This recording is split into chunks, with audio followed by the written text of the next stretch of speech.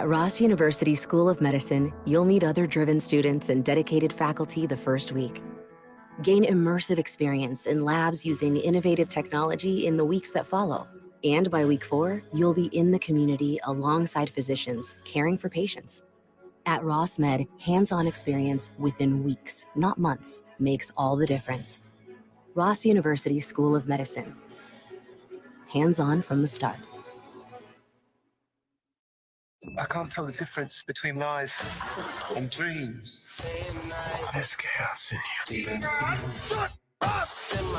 Embrace it.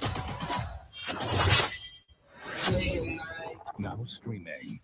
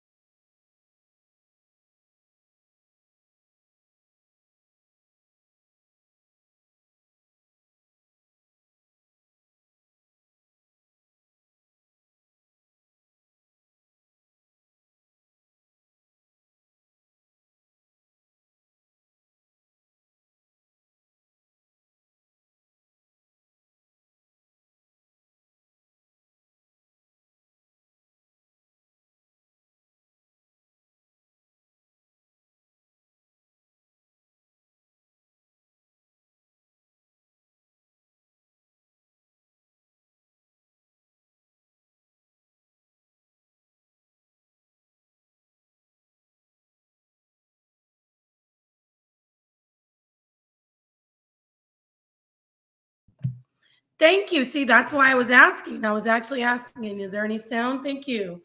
Thank you very much. I was just talking. I wasn't saying anything important anyway. Peace, assalamu alaikum, hotep, namaste, jumbo, ashe, shalom. Duantur, all the greetings of love and light to the darkest minds of the light. I am NapahShadah. Wearing my Demon Slayer t-shirt today. Why? Because we are going to have our second live on Basic Instruction Before Leaving Earth Bible, and we're going to talk about blood sacrifice today. So I thought I might wear my Demon Slayer anime shirt. Why am I saying that? Because some people who follow Torah actually say it's wrong to eat meat. Yeah, there are actually some people who follow Torah and they are vegans, and they say it is, like the Walking Dead doctrine, eating flesh is wrong, eating blood is wrong, making blood sacrifice is wrong. And then we have Christians who say, well, Jesus was the last sacrifice. Jesus was the last blood sacrifice. Well, today we're going to talk about that because I have information showing otherwise. So if you're a Christian or a vegan or a non-Christian, you don't even have to believe in the Bible, but you do have to discuss the Bible because that's what the show is. And so if you want to talk about these topics, I will drop the link for everyone. Hit the link. All that I ask is when you come in, turn on your camera, even if it's backstage, so I can see who you are. And, we won't have any funny business going on. Peace to Natal Bosco. Peace to everybody in the chat. And by the way, please don't forget to subscribe and like the video. I am dual streaming from 2 different locations. NapahShadah, actually 3. NapahShadah, that's my main channel. Napah the Orist, which you can see that probably in the chat. And yes, last but not least, Kill a Priest Podcraft channel. So should I get started and just start going in about blood sacrifice? Well, if you look at Torah, you know that Torah is based on a lot of blood sacrifice. The Levitical priesthood, the men who led or cared for the temple, I should say, and who often led blood sacrifice, were the Levitical priests. And the Levitical priests were the ones who would offer up the animals on the altar. And that's, there's no difference between then and now, because even Jesus, who some call Yeshua, some call YahwehShai, there's no difference from then and now, because Jesus said, I didn't come to change the law. I came to fulfill it. Peace to Killer Priest. How are you? Peace, peace, peace. Was good. Was good. Darkest mind of the light. Yes, peace to the darkest mind of the light. So we're just talking about, if you weren't listening in, we're going to talk about blood sacrifice. Peace, West Adams and everyone, Boss Trucker. We're going to talk about blood sacrifice and how it is a very integral part of the Torah. And I will argue, if anyone would like to have a great discussion, that it has not been done away with. It still is in effect. What say ye? Let's go. Let's hear it. Let's hear about it. What do you think? Is blood sacrifice done away with? Blood sacrifice done away with. There are avatars. It's a good open discussion for that. I would like to know a little bit further before I go in it. I want to know. Well, where do I go? Let me just throw this out here. Most people who say blood sacrifice is wrong. Now, I'm not talking about vegans. I'm saying people who believe in the New Testament or follow the New Testament. Their argument is, well, Jesus was the last sacrifice. There is information in the New Testament saying that YahwehShai, Jesus, I'm going to say Jesus because that's the world commonly knows the Messiah as Jesus of the New Testament, Jesus. So,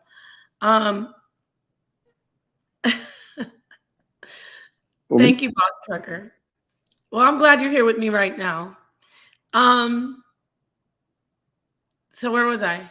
Oh, Jesus, they say, well, Jesus took away our sins with the blood sacrifice. Yes, but there are not just, they're more than sin offerings.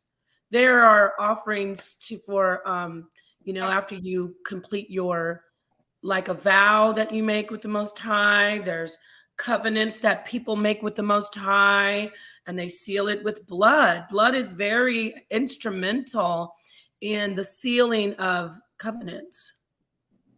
Can I come? I'm gonna come back. Somebody's going to come on. I'm just trying to make sure they're good.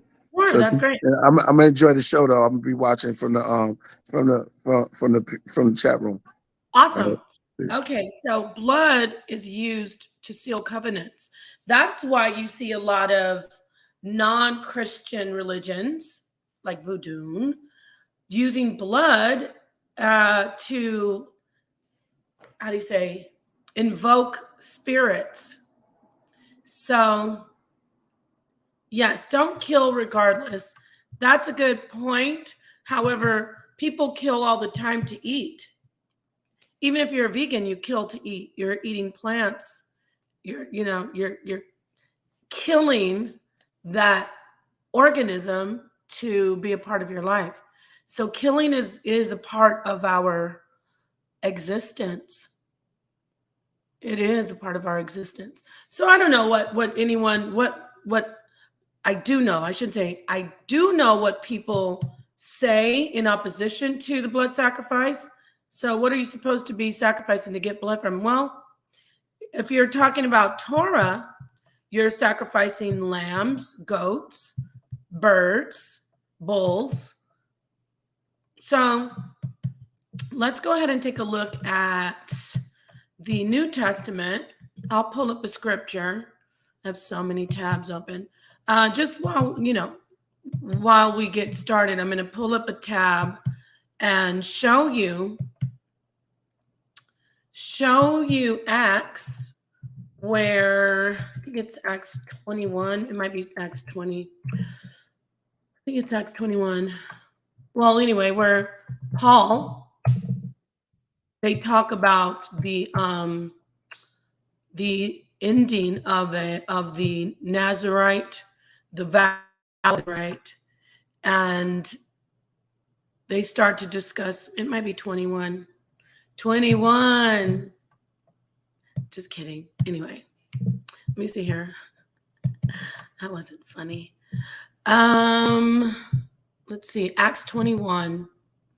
I think it's this one. I'm going to read it to you when I find it. Once I find it. Is it where he was going to? Also, Paul kept Passover. So that's something else. Maybe that's the one I'm talking about. But just give me a moment here. Yes. If you want, like I said, if you want to join, just hit the link. But I'm going to read some things here.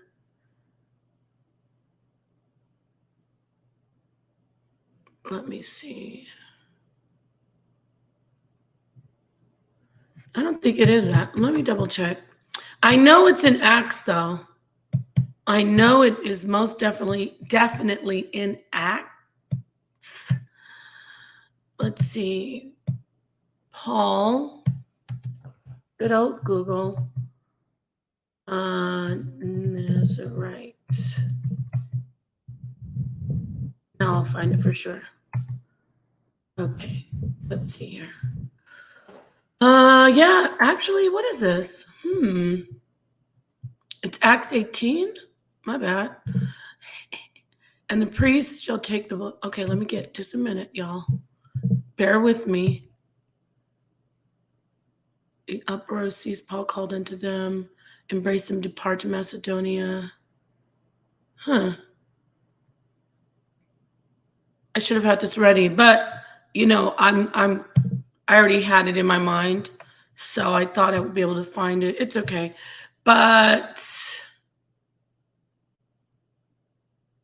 I think it is Acts 20. Well, let me just read the whole. Disciples embraced them, gone over to the parts. I know it's here. Oh, you know what? Okay, we sailed from Philippi after the days of unleavened bread. Okay, this is also something showing that there was a celebration of Passover and the Feast of Unleavened Bread. All of that requires blood sacrifice. That's Paul. So that's one point. But I really wanted to get the one about the vow of the Nazarites. Sorry, I'm not looking in the chat because I'm searching for this scripture.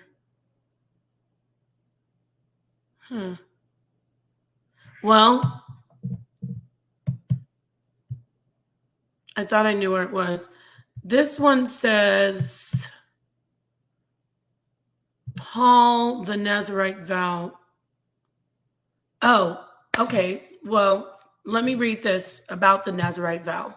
Okay, the Nazarite vow is basically a vow that a male or a female, man or woman, can make an agreement to live a certain way and dedicate his or herself to the Most High. Now, Numbers chapter 6, this talks about the Nazarite vow, and there's blood sacrifice involved.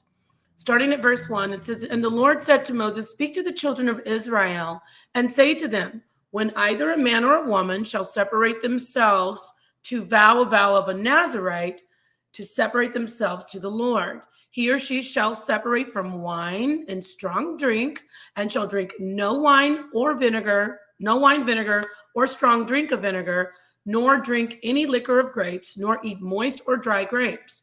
All the days of the separation, nothing that is made of the vine tree, from the kernels even to the husks, shall be eaten. All the days of the vow of the separation, there shall no razor come to the head of that person until the days of separation are fulfilled." See, the vow is fulfilled to the Lord. "And then he or she shall be holy, and let the locks of the hair of the head grow. All the days of separation to the Lord, he or she shall not touch a dead body." So this just outlines all that goes on as a Nazarite. So at the end, here it is. At the end, it says, must be shaven if they touch dead, if anyone dies suddenly. Still going. It's talking about the 8th day separated shall bring 2 turtle doves. So it's right there saying, if you do touch something dead, bring 2 turtle doves. That's a blood sacrifice.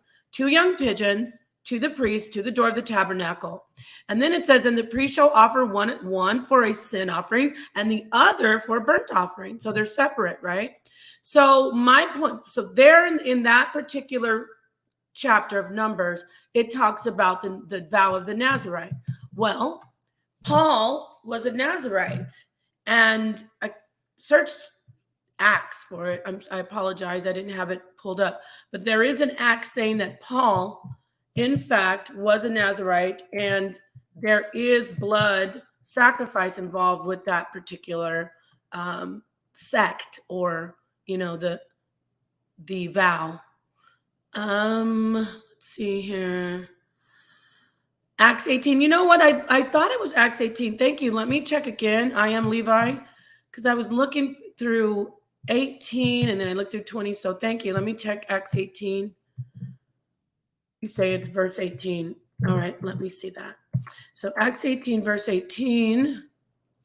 Here it is. And Paul, after this, tarried there yet a good while, and then took his leave of the brethren, and sailed thence to Syria, and with him Priscilla and Aquila, have shorn his head in Centrea, for he had a vow. Thank you. Yes, there you go. And in that, when he completes the vow, he also does blood sacrifice. So, and this is after the crucifixion, and Paul was an apostle, definitely a disciple of the Messiah. So, yeah. Esoteric says in Nazarong. Well, the point that I'm making is there is definitely blood sacrifice. Definitely blood sacrifice in the New Testament, meaning that it wasn't done away with. Blood sacrifice is not done away with. Even talking about going extra biblically, eating of the earth is not necessarily killing plants. You are killing the organism when you eat it. If you pull it out of the ground and start to grind it up with your teeth, you're essentially eating it and killing it. You're transferring the energy of that organism to yourself. So you are killing it, just like you kill an animal to eat an animal. And yes, you're right. You are what you consume. High vibrations are produced through wise consumption, saving you yeah. So, animals are not, to eat an animal isn't evil. It's just how you should, how do you get that animal? How do you prepare that animal? Are you thankful? Do you respect the life of the animal when you eat it? Because that's the key. That's the problem with us. We don't respect plants or animal organisms when we eat it. We have mass production, overconsumption, waste of food. So, you've all heard of kosher slaughter, halal slaughter, but they're also, you don't even have to be in those religions to respect the life of whatever you're about to eat when you take the life. I doubt you've avoided stepping on grass. I said, I doubt you've avoided stepping on grass the same way you avoid stepping on a dog. Well, that's not exactly the idea. Is when I step on the grass, or if I stepped on a dog, I still am conscious of that the precious life that it is. So when I walk on grass, just because grass to you may be, and to others, of course, may be less, the life of grass may mean less than the life of a dog. The grass doesn't have that same sentiment, so to speak. And some might say, oh, grass doesn't have feelings. Plants don't have consciousness. Yes, they do. The research is showing more and more that plants have consciousness. So to compare a dog and grass is dangerous. Because then I could say, well, I compare the life of this person with that person. You just respect the life, and even when you need to eat in that aspect. Could you turn your camera on, Kamal, before I let you in, so I can make sure that everything is everything's working? Can I see? Okay, great. Come on in. Hello. Thank you for joining. You're muted. I have no idea what I'm doing here. Am I supposed to be speaking on something? I just got in, Oh but yeah, yeah. Did you hear anything we were talking about? I just got in and I clicked the link. I hear you talking about respecting animals and things like that. Right. Uh, What do you think about first off, are you a vegan? I'm vegetarian since 1995. Okay. What made you decide to have that type of diet? Actually, my twin brother called me one day and said that we were talking about the Book of Leviticus and how the body is a temple and that we should respect our body and also the life of other animals and things. Some of the things that Jesus said about if a man knows God, he wouldn't hurt a fly and things like that. Those type of things. So ever since then, I've been vegetarian. I was like 15 years old. Mm, Okay. Are you yeah. doing any type of Rastafari thing? I see the dreads. Well, I'm Jamaican, yes, but Rastafari is kind of it's easy to assume and easy to group people with certain thoughts and beliefs that I don't necessarily uh, adhere to or even believe in myself. So, what I would say that I do share a lot of philosophy and theology that Rastafarians share on a whole. I think most Rastas are true Rastas are really universal. Hmm. That's how I think. But a lot of Rastas don't think that way. So, you know, Oh, I'm just okay. I am that I am. I like to say. That's awesome. And that's great. Mm, So let's mm, talk. So for me, I was just discussing and showing some things in the Bible that the mm, blood sacrifice is still, it never ended as according to the Bible. And it's a little bit, I like to challenge people on certain things in the Bible. Not you particularly, but just to challenge the masses, because we've been taught that Jesus took away blood sacrifice as the last blood sacrifice for sin. However, there are still other types of there are goodwill offering blood sacrifices. There is the when you end your vow of as a Nazarite, that's a mm, blood sacrifice. So I was just showing a lot of that. Then we start to discuss diet, mm, and then you came in. So mm. yeah, you said you looked at Leviticus and no, see that I would think that looking at Leviticus, you'd say, "Oh, there's blood sacrifice all through this." Yes, yes, yes. I was very young at the time. I mean, not very young, but I was young, and we were just generally going over our not so broad knowledge of the Bible. Hmm. So, we were just skimming and breezing, and I was actually more into the 5% lessons at the time. Oh, okay, five Yeah, percenters. Wow. yeah. So, do you still believe that in any of that, the five percenters? I don't think the 5% system is a system of belief. It's a very esoteric, probably Masonic type of system. You could Right. take you could take the basics from it, like the supreme math and the supreme alphabet, and directly relate it to Kabbalistic numbers and letters in Judaism and Gnosticism. Right. Do you do a lot of that, like make acronyms up and? Not really. I kind of just live what I know, live my knowledge. You know, I consider myself a spiritual person, and the way I see spirituality is that the more spiritually developed you are, your psychic body kind of aligns with your spirit. I mean, I think the psychic body aligns with you regardless if you're spiritual or not. But the more intention you have in your spirit, the more you kind of control your psychic existence. And Mhm. embodying those principles in the supreme math and supreme alphabet and the various things that they reflect, in other cultures, it's all just one to me. So yes, I would say that I am still definitely deeply grounded in those teachings, but not necessarily. surface level, more on the esoteric. Now, our God bodies, are they vegan or do they eat meat? I think the wisest of the God bodies would be vegetarian or vegan. Vegan? So Mhm. you believe this. Let me read. I appreciate your input. It really is helpful. Let me read this comment from James King, because there's a great point at the end, which I totally agree with. But let's read this and talk about it. Eating the higher conscious creatures, organisms, will mess you up.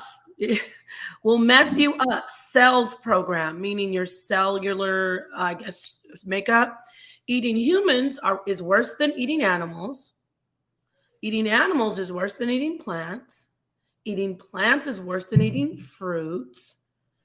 And eating fruits is worse than just drinking liquid. Well, what if you liquefy an animal? But I get what you're saying, I think. I think he means waters and juices. And then he says, then the sun. So the part where you say, then the sun, I absolutely agree with. I believe that ultimately we, once again, will be able to live on sunlight. That's me. Now, I believe we began that way in the very, very, very beginning. I believe that sunlight was the way we nourished ourselves. And along the way, whether you want to call it we devolved or we changed as far as organisms, we started to eat meat. I will tell you about the expensive tissue hypothesis. First, let me let you, you want to put some input on about this brother's or this gentleman's comment, and then I'll talk to you all about the expensive tissue hypothesis. Go ahead. My thoughts on this comment? Sure. Yeah, If you I don't have could. anything to say. Yeah, I would say that in the sense it's going from most dense to less dense, and so if I remember reading Elijah Muhammad's book, How to Eat to Live, as a young man, was saying that eating certain foods would not only contaminate the body, but they wear out the small intestines. And then once the small intestines are worn out, you lose your ability to absorb the nutrients from the food that You you might eat. need to come a little closer to your mic because you're saying some stuff that we really want to hear, and it's going in and out. So if you could just do that for us. Uh-oh.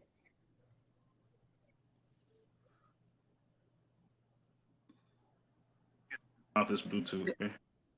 Can you hear me better now? Yeah, it sounds better. But now Can you hear you're me? frozen. Yes, we hear you. Okay.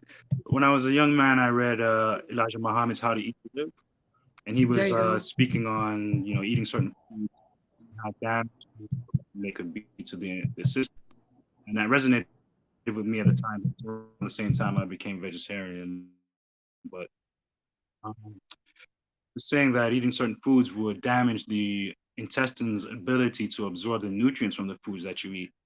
And once the intestines are damaged, that I would not be able to be repaired, and so death would ensue eventually. So, what the brother was saying makes kind of sense to me because he was going from the most dense to the like animal to plant to water and light. So I think that would make sense on the system being able to preserve its age. As if you can't absorb nutrients from the food that you're eating, then your body can't take those nutrients and use it to repair damaged cells or keep you young and healthy and whatnot. So I agree partially with what he's saying. I get the gist of it. Right. Yeah. And that was a good point that you made about, you said dense, but I have heard actually Buddhists say, that they don't eat meat. But then this one teacher, I'm sorry, I don't remember his name, but he was like, but if you're going to eat meat, eat it once a year and eat a smaller animal like a chicken, because the bigger animal, the consciousness, it's not about the consciousness being more advanced and more or closer to human consciousness. So that was a great statement. Does that mean I'm saying to people that you shouldn't eat meat? I believe that, meat is how do you say this?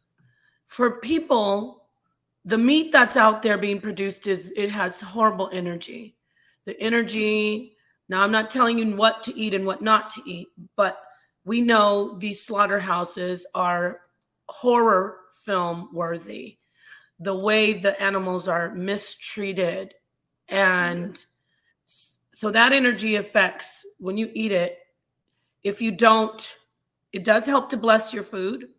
It does help to, in a sense, not mourn so much, but to really understand the the trauma and the, if you're eating meat that you don't know where it came from, or if you're just eating meat from the grocery store, you got to really realize, wow, this animal, I don't know what kind of trauma it received. I bless this animal's spirit. I'm thankful that the animal's dead and it's on your plate.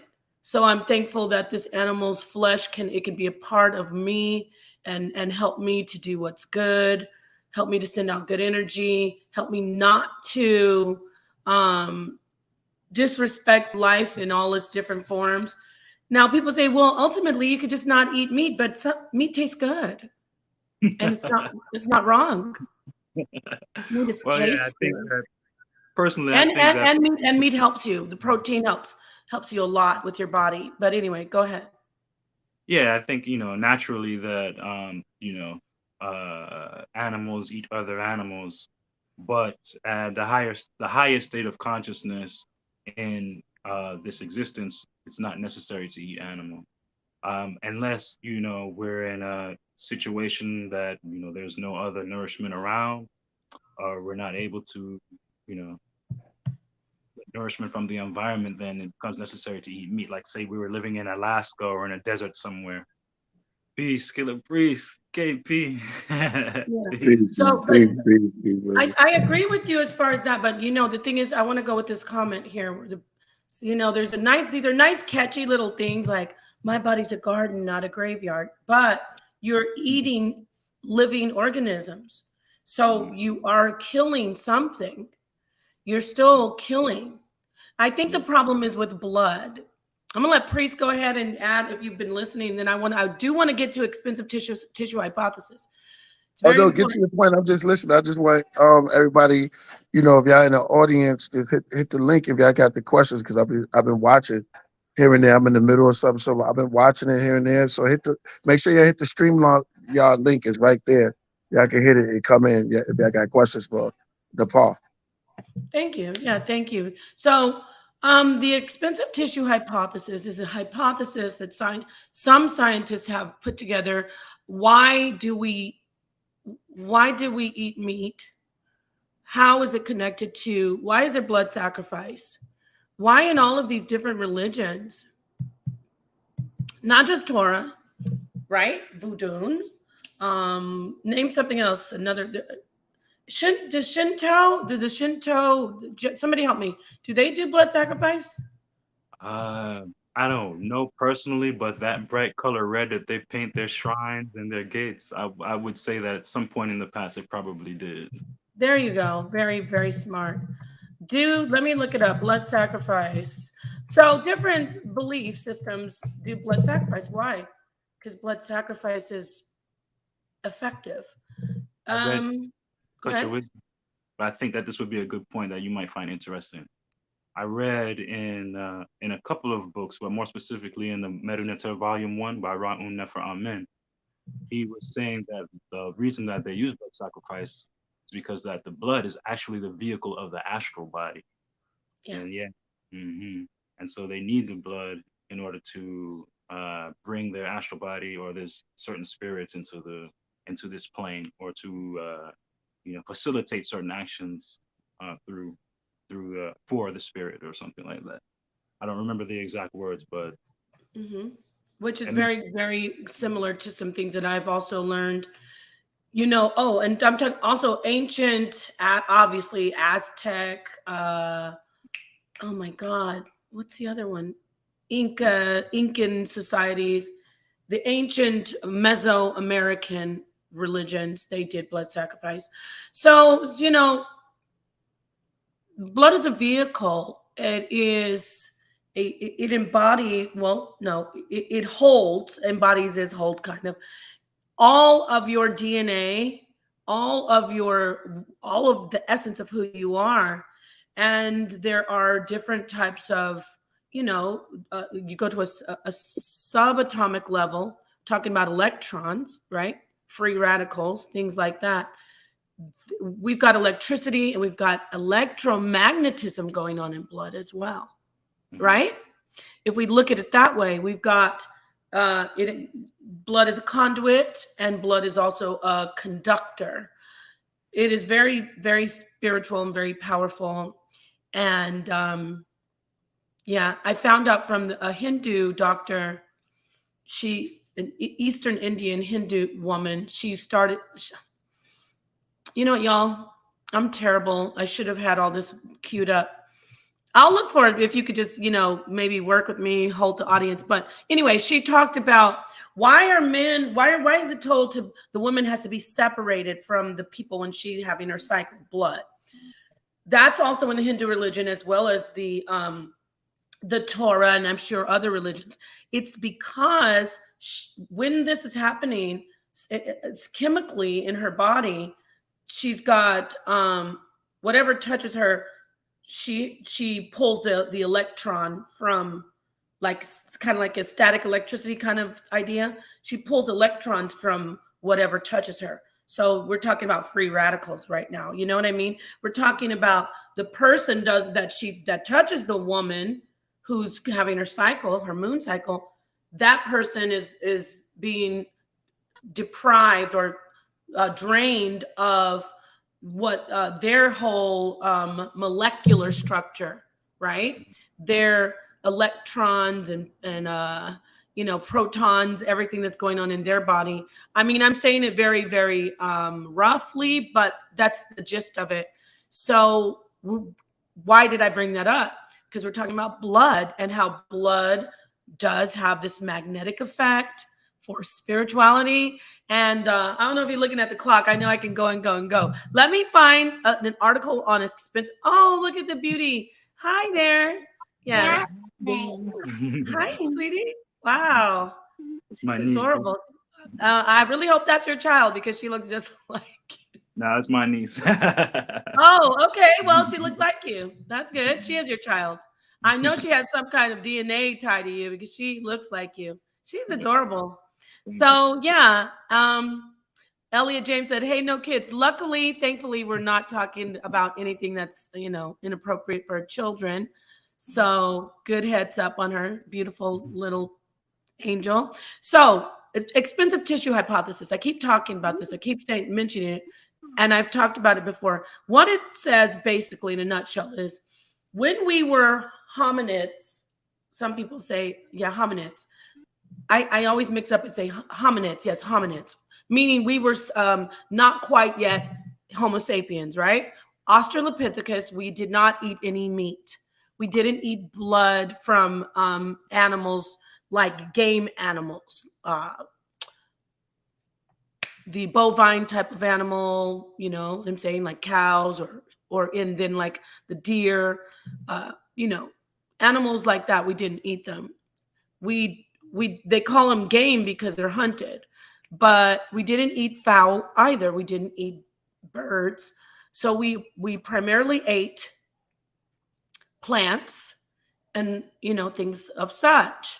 Now, our bodies, our digestive tract was much bigger or longer, much more elaborate than our actual brains. So I call it the gut brain. You have a head brain, a gut brain, and you have a chest brain as well. We have 3 brains. Somebody was making fun of me on that, but I can prove that. We have a head brain, chest brain, which is the heart, that organ. And then, of course, your gut, you've got your whole digestive system. So our gut brain was the leader brain. It was the biggest part of our body, and we used it to digest all of that vegetation. Once we started to eat meat that had blood in it, now this is the expensive tissue hypothesis. our brains grew exponentially in size. And then we had more energy going to our head brain and less energy going to our gut brain. Our gut brain reduced in size, and our head brain increased 60%. That's very substantial in size, 60%. So I won't say gut brain anymore to throw people off, but basically our digestive tract decreased in size and our brains got bigger. And we started, what happened? That's when we started to create philosophies, to think. We started to make stories up about God. And by the way, that doesn't mean I don't believe in God, but whatever consciousness that I say we magnetize the information. We started to write it down. We were thinking more. We were much more intelligent. And why? Because of meat. I think so. No, it's a very popular hypothesis. Of course, it's been challenged. So I'll let you comment. Digestive whack. Let me go ahead and look up the actual article or an article or two on expensive tissue hypothesis. What do you think about that, though? I'm sure that meat has a lot to do with our development. Yes, of course, especially with fish and oils. I mean, yeah, of course, everything we are what we eat, right? And we've been eating meat for a long time. So of course it's going to affect us. I'm not going to say that it's going to be a purely negative effect. I'm not going to say it was purely positive either, but yeah, I mean, I can't argue with that because the fact is we are meat eaters, I don't think that is our primary mode of survival, but I do think that we have been doing it for a long time, and so it's definitely been But I do know that in third world countries, they eat a lot less meat than we do, and they tend to be a little less confused than people in first world countries, a little less. I just think they're a little more clear-thoughted and a little more naturally spiritual. Even if they don't believe in God, they still have spiritual awareness, and that a lot of people are just blind to in the first world countries. So, but that could be for other factors, like we have fluoride in the water and all these hormones and antibiotics. People are blind to in the first world. Okay. That could be for other factors, like we have fluoride in the water. Yeah. Conscious music, Bragadino. Hello. Do you think we can turn down the background noise? For other factors, like we have fluoride in the water. Yeah. Conscious music, Bragadino. Do you think you could turn down that background noise? And then how are you?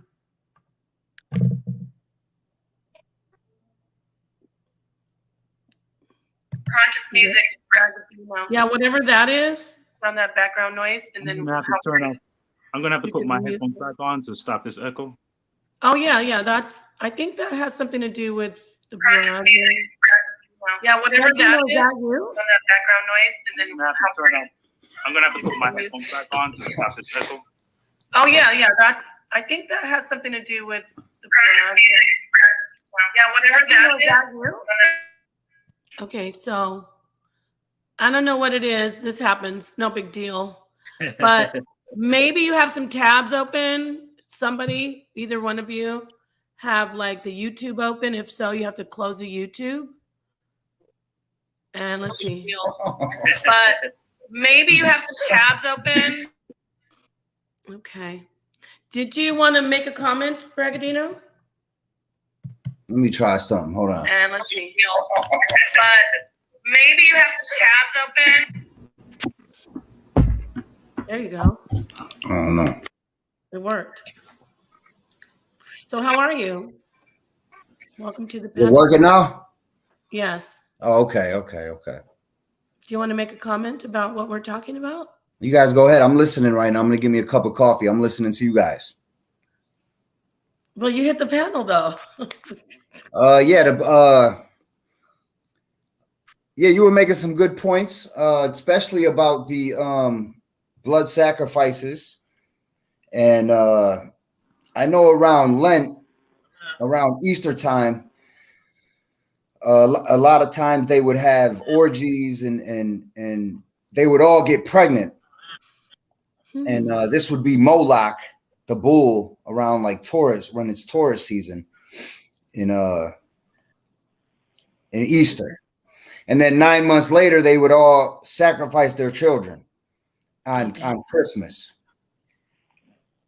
9 months after Easter. That was a big thing they used to do. That was one of the things. Other ways they would sacrifice their children to the gods as food, because the gods needed food to keep serving the people who were serving the gods. And then a lot of times, even back when it was Neanderthal days, they would sacrifice animals, but like you said, it was in a respectful, compassionate way. And a lot of times it would be like 27 woolly mammoth husks around a statue, and they would just be worshiping this idol. A lot of different sacrifices they've done. Moloch backwards would be column, because if you get rid of the H and then you put Moloch backwards, it's column. Column would be the chakras. Also, Yahweh. If you do Yahweh, this is the sound of all of the vowels, which is the 5 planets, which is 5 of the chakras. And then the 2 luminaries would be the Y and the W, the extra 2 vowels, which would be the sun and the moon. You put all of this together, you got Yahweh. So Yahweh would be the column, which would also be Moloch would also be the column, because Moloch backwards is column. So you said you made a point about the blood sacrifices of the children. That's a great point to bring up. We didn't really even touch on that. So if you want to grab, thank you for, you sparked something else. So if you want to grab your coffee and we can and come back. So yeah, Bragadino brought up a great point. These blood sacrifices were done to different gods, and even you can see in the Bible some human sacrifices were done to the God of the Bible. That is in the Bible. So if you look in the book of, I believe it's Judges, where I always have his name at the tip of my tongue, and then I forget when I need to say it. But this one man, he said, if I win this war, God, I'll sacrifice whoever comes out of my house first. So God made the deal with him, let him win the war, and then he had to sacrifice his daughter. So blood sacrifice in that way is definitely wrong, but it brings some kind of power, right? The blood of bulls, the blood of lambs, and the blood of virgins. It does bring something, because these people, they believe it did. What do you say about that, Kamal? The mind is a powerful thing. Like, it was funny when you were talking about the 3 brains and the gut brain and things like that, because I'm also a little bit into Chinese medicine and in the Yellow Emperor's Classic of Internal Medicine, which is like an acupuncture manual of sorts. It talks about how the chi follows the mind and the blood follows the chi. So that's a central part of Taoist thought. And, they have some blood sacrifices going on there as well. So I think they're very aware of using the energy and blood to manipulate situations and things like that. Yeah, absolutely. Right. I think that,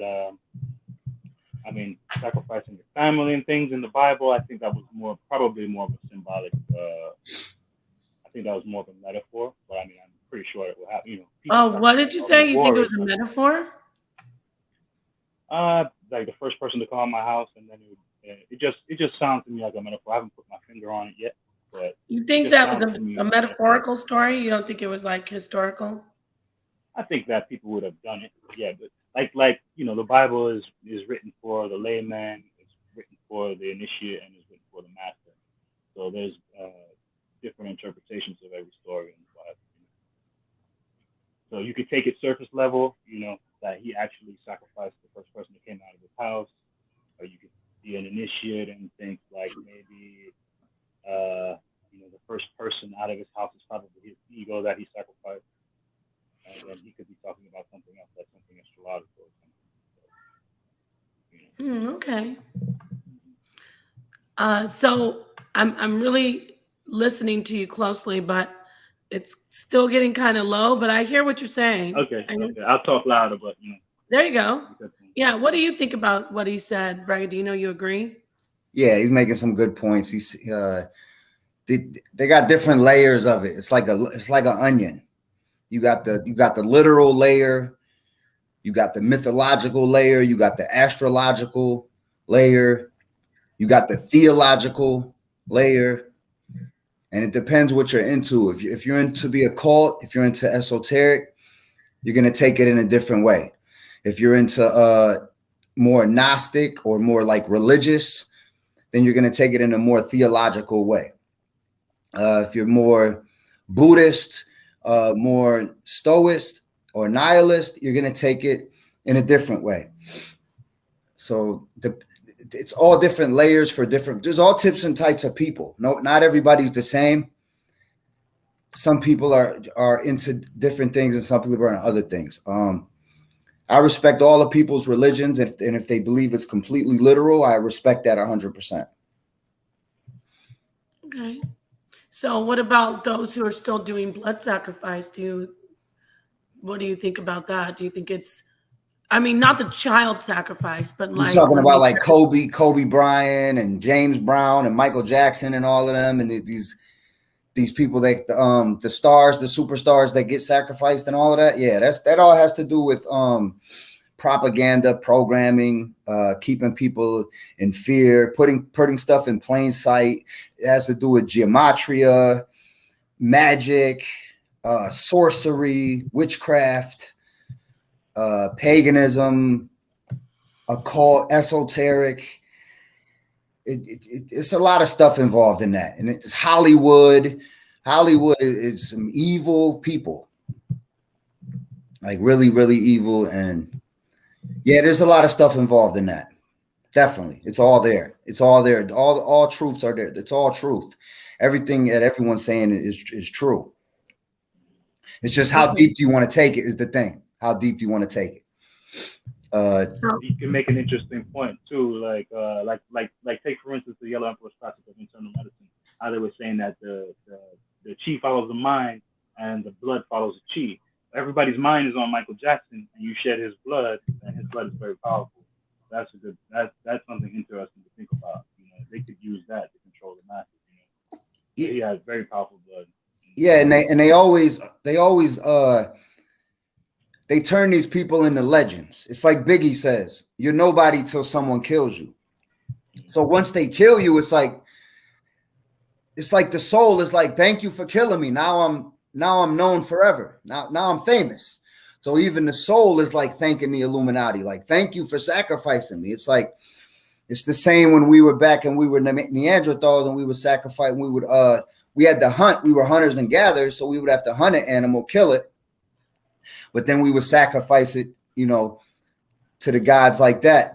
But then that whatever animal that was happy that it was feeding us, because we were gods to the animal. We're gods to the animal. So by us eating the animals, you could look at it that way too.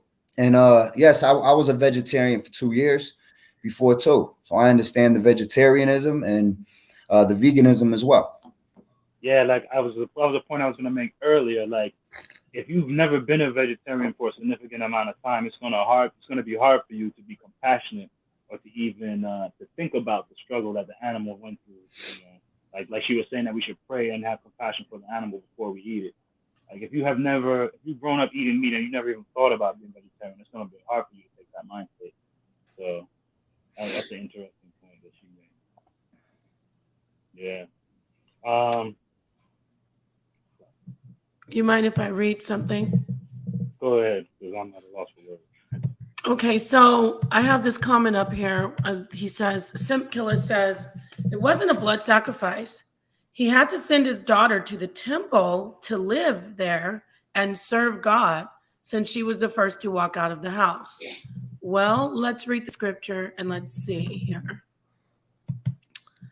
Okay, let's examine the scripture. Jephthah. Here it is. That's his name, Jephthah. So this is Judges chapter 11.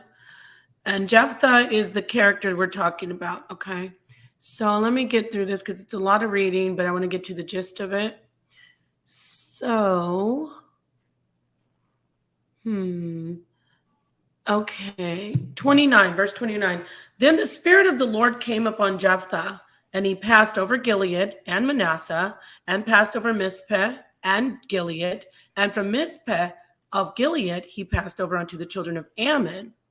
And Jephthah vowed a vow unto the Lord, and said, if thou shalt without fail deliver the children of Ammon into my hands, then it shall be that whatsoever cometh forth of the doors of my house to meet me when I return in peace from the children of Ammon shall surely be the Lord's, and I will offer it up for a burnt offering. That's not going to a temple. So he's saying, I'll do a blood sacrifice if you let me beat the Ammonites.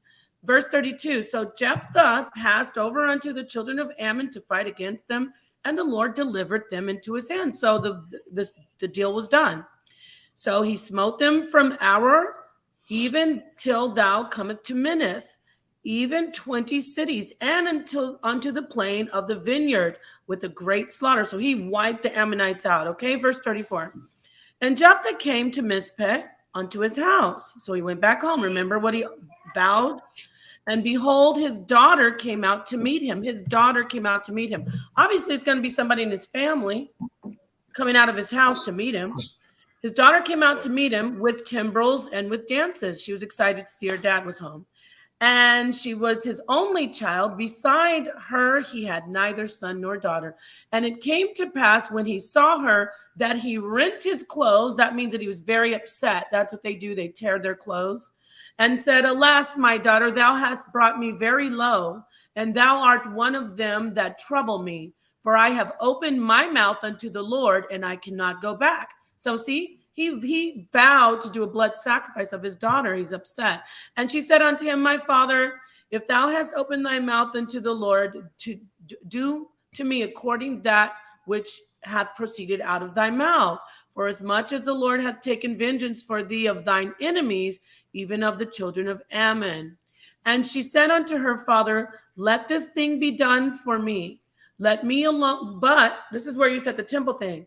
Let me alone 2 months, that I may go up and down in the mountains, okay, and bewail my virginity, I and my fellows. And he said, go ahead, go. And he sent her away for 2 months. She went with her companions and bewailed her virginity upon the mountains. And verse 39 says, and then it came to pass at the end of those 2 months, she returned unto her father, who did with her according to his vow, which he had vowed. And she knew no man. And it was a custom in Israel that the daughters of Israel went yearly to lament the daughter of Jephthah and the Gileadite 4 days in a year. So they even made a festival out of this blood sacrifice of this virgin. And yeah, so even though if you say, okay, that's allegory, blah, blah, blah, it still talks in essence, which is not allegorical. It's talking in essence about the blood sacrifice of virgins. So yeah, it wasn't just her going to the temple. What say ye? Yeah, I know they had temples. What were they called? Tephath or something like that, to where they used to you're sacrifice. talking about the Tophets. Tophet, yeah. Yeah, that's another thing. The Tophets, where they had all over. Oh gosh, it is the Phoenician land, where Hannibal's from. Somebody help me, on the coast of Africa. The place it was like the fireplace where they used to burn the people that they would sacrifice. Now, what were they called? I forgot. Well, they are Phoenicians. The Canaanites. Well, they're Canaanites, but it was another name. But basically, they were the Phoenicians, and they did, in fact, have lots of topics, lots of child sacrifice. But it wasn't just, it was also Israelites. I mean, ancient cultures, ancient civilizations did blood sacrifice. We're looking at the Bible. We're talking about the Bible. But guess what? We do blood sacrifice even today in modern day Western culture. They might not think they're doing blood sacrifice, but abortions are huge child blood sacrifices. There's so many abortions going on. That energy is real, and it is child sacrifice. So. I know Hitler used to do it. They used to take the Jew children, yeah, take them and they would burn them all up. Yeah, it's terrible. Thousands and millions of them. What is The this gas guy chamber. The gas chamber. Yeah, the gas chamber. You're right. You need to hit the link, Sim Killer, because you said God wouldn't even allow them to eat meat. When? Where are you looking? What Bible are you reading? God wouldn't even allow them to eat meat. That wasn't even proper. Oh, that wasn't even properly bled. By the way, how do you properly get the blood out of a creature? You don't. You might get the blood that runs through the veins to come out, but the tissue is soaked in blood. The muscle tissue is filled with blood. How do you get rid of blood in meat? You don't. The meat is bloody.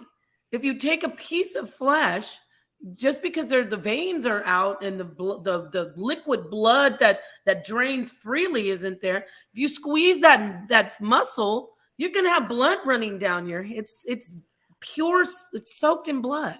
I know. So I find that. Go ahead. I know my cat eats raw meat every single day. My cat King. I give him raw meat every day, and he drinks the blood and everything. So, good So, kitty. I mean, it's I know it's legal eating meat. It's not illegal. It's legal to drink. It's illegal to eat raw meat. I wouldn't recommend it. I mean, it's legal to eat meat. Period. I mean, it's not legal to use meth or cocaine or nothing. But that's bad. Of course, that's some bad stuff. You shouldn't do that. But even that, you could say, okay, well, people do what they got to do. People do what they have to do. But it's I know eating meat is legal. It's not illegal. No, it's sold at all the grocery stores. It's not even illegal. There's some gray area, no pun intended. Get it, the gray matter of the brain. But there's a gray area where eating human flesh. What is that noise? I'm gonna yield for it. Yeah, thank you for coming on. Peace to you, brother. Okay. Thank you. Okay. Well, he was good. He contributed a lot of good stuff to the show. So I hope he has the best night ever. And so let's talk about that. Humans, there's a lot of how do you say, red tape and little things that you can do to get by eating human flesh in the United States. Should you eat human flesh? No, of course not. I mean, there's a sickness called a neurological sickness called Kuru that you could really get a lot of neurological damage if you continue to eat meat. That's according to the research of the people on the island of Papua New Guinea. Those people regularly eat meat that is human flesh, and they would get their brains would get damaged. They would have neurological illnesses. So I forgot what that's called. Something in the brain that's, when you eat human flesh, you get. It's not just Kuru. There's something else. There's something specific. Anyway, have you heard of that? That like there's different laws, like you can't kill people, but if you're caught cutting up a human body, then you get charged with the mutilation of the body. So it's not like illegal to eat human flesh, but there are other laws that surround it. That's what I'm trying to say. So there's no law that says it's illegal to eat human flesh, but there are laws that say you can't kill people, obviously, and there are laws that say you can't mutilate the body of a human, and that would essentially be something you have to do if you eat it, right? This is still a Bible show, y'all. It's just a different type of Bible show. You know what I'm saying? It's the different type of Bible show, but this is stuff that, Stuff people need to hear. I ate like 1.6 people, I think. Well, I hope you'll be okay. Papua New Guinea, yes. So, prions. Wow, Ella, there you go. I love it. Thank you, Elliot James. Boom, you hit it. That's what it is. Prions. Yes, it affects your brain and it messes you up badly. So, yeah, we've been going for about an hour. If nobody else wants to hit the link, I don't know what else we could even just, this always happens. So many people, they believe that blood sacrifices has ended with Jesus. They believe that we shouldn't have any type of blood sacrifice. But when I come with the information and say, well, here it is, you don't hear very much. Yeah, brain parasites. Thank you. Yes, that's what they are, prions. Have you ever heard of that? I'm going to get back to that. That's a pretty interesting topic. Have you heard of that? The kuru? I'm going to have to look further into it, for sure. Prions. Yeah, prions get in the brain. I actually had a video on a channel that got shut down by YouTube called Kuru. And let me see if I can find anything. Did I read? Wait, first I got to read about I'm backlogged. Let me read about the expensive tissue hypothesis very quickly. Energetics and the evolution of human brain. Yes. Let's see here. This is an article from nature.com. Does it talk about expensive tissue hypothesis? I think it does. Yes, here it is. Okay. So I'll just read the abstract. Let me share the screen. Just to give you an idea of stuff that people, if you're interested, you can go research it. You say, oh, what's Napah talking about? She doesn't know what you know. Oh, there's a brother Kamal. The Yoruba sacrifice animals regularly. Thank you, Kamal. Thank you for joining earlier. Okay, let me read this article. Energetics. All right, so energetics and the evolution of human brain size. The abstract says in this study, the human brain stands out among mammals by being unusually large. The expensive tissue hypothesis explains its evolution by proposing a trade-off between the size of the brain and that of the digestive tract, which is smaller than expected for a primate of our body size. Although this hypothesis is widely accepted, empirical support so far has been equivocal. Here we tested in a sample of 100 mammalian species, including 23 primates, by analyzing brain size and organ mass data. We found that controlling for fat-free body mass, brain size is not negatively correlated with the mass of the digestive tract or any other expensive organ. Okay, this is their research, but I'm just still giving you some information on it. You can go check it out. So they're refuting it, thus refuting. So see, I'm offering you the other side of the coin, thus refuting the expensive tissue hypothesis. Nonetheless, consistent with the existence of energy trade-offs with brain size, we find that the size of brains and adipose depots are negatively correlated in mammals, indicating that encephalization and fat storage are compensatory strategies to buffer against starvation. That's okay. That we could go into that. That's a different topic, though. However, these two strategies can be combined if fat storage does not unduly hamper locomotor efficiency. Okay, well, I grabbed the first article on expensive tissue hypothesis, and this is, I've said this before, this hypothesis has been challenged by many. They're trying to find information to say no, because a lot of people are uncomfortable saying, well, eating flesh made us smarter. But it's a really tough argument. But how that article is one that I offered just to get you going if you want to do some research on the expensive Yeah, adipose depose. Why? What about that aurora borealis? Adipose depose? Is that playing words? Anyway, let's see what James King says. Meat is poison.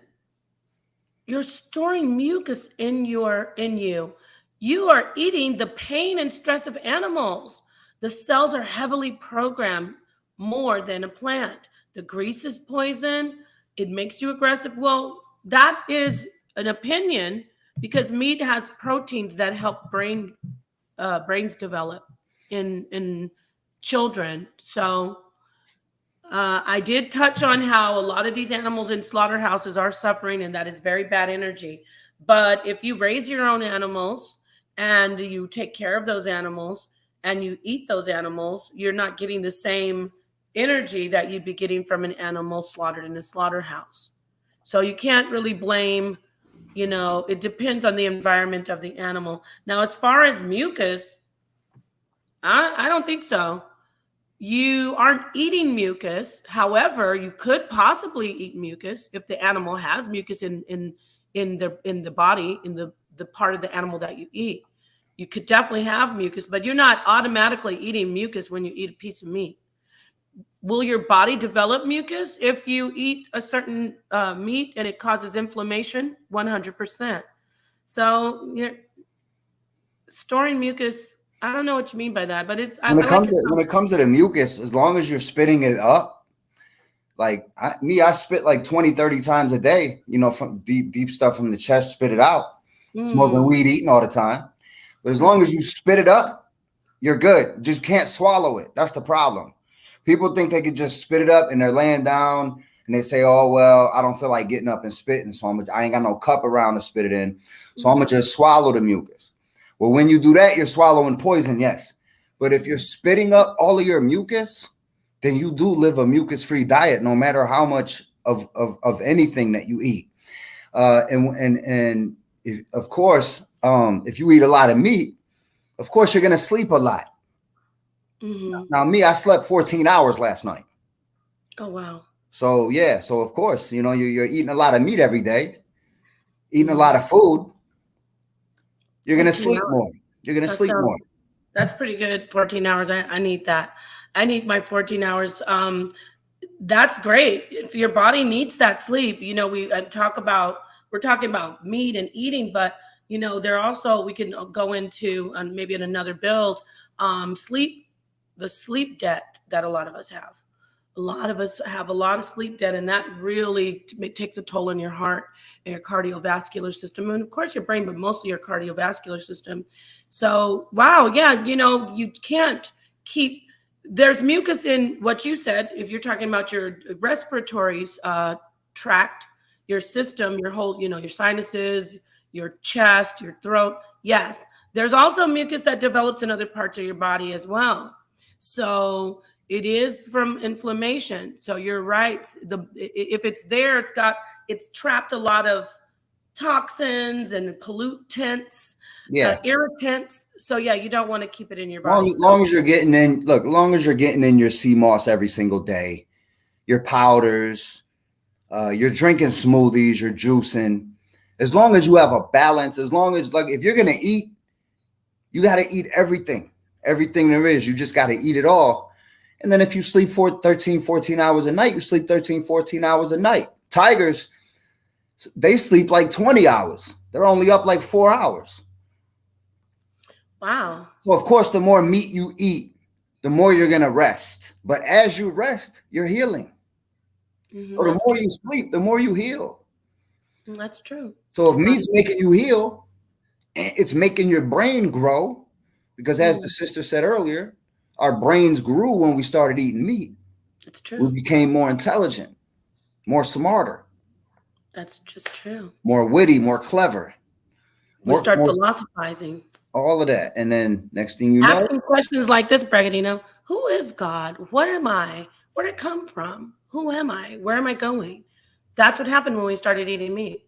Yeah, it feeds your emotions. That's why a lot of people that are vegan. I know some good vegans, but most of them they're either sociopaths, psychopaths, or they're narcissists. Wow. Talk on that. Let's hear about that. Yeah.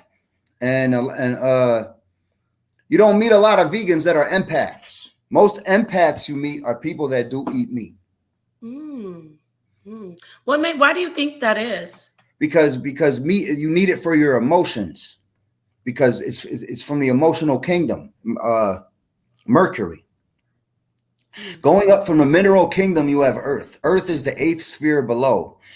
You have 7 chakras, which is the column. And then below this column, you have earth. Above this column, you have Uranus, and then Neptune and Pluto. So earth is the mineral, going up to the moon, which is the root chakra, which is the vegetable kingdom. And then you have Mercury, which is the animal kingdom. And then Venus, which is the human kingdom, or you could say the ego. That's why in the Bible, a lot of times when they would be sacrificing animals, yes, they would literally be sacrificing them, like you said. But as they would be sacrificing these animals, it would be as a symbolic gesture to say that, okay, we're sacrificing the animal parts of ourselves as we're sacrificing the animal, but you're actually sacrificing the animal. Now, in the Bible, when they would sacrifice the human, it would be they were saying, I'm sacrificing my ego. Because the ego is a little bit higher than the animal. The ego is the thing that needs to ascend. The sun is actually the blood. The sun is the blood. That's why they say Jesus Christ is the blood. The sun is the blood of the earth. Inside of the veins, which is the Venus system, which would be Venus underneath the sun. And then above sun, you got Mars. Above that, you got Jupiter, which is Zeus, which is the mind, which is consciousness. This makes up the electromagnetic field. This electromagnetic field being this atom dancing in space, dancing in life, because space is life. Space would be your skin, which is the elastic that covers the soul, like Venom has the white eyes, but the black skin. This would be this, and then the planets, or the lights, the wandering stars, the lights in the sky are actually our orifices. We have a certain amount of orifices in our body, and that's what these lights are. And that's where the energy comes in, energy comes out, because they're not objects in the sky. They're portals, they're holes, they're openings. Okay. And these openings, on the other side of these openings is light and energy. So it's one big body, and the black's outer space would be the skin of this God, of God, and the orifices would be the planets, and really that makes up who we are as mini gods. Right. So let me ask you a question. Just let's relate that to break that down with the whole thing about Jesus as a sacrifice, because by the way, everyone, Jesus was a blood sacrifice. Right. Let's break that down. So a human blood sacrifice. At the end of Lent, they say God doesn't do human sacrifices, but Jesus was a human blood sacrifice.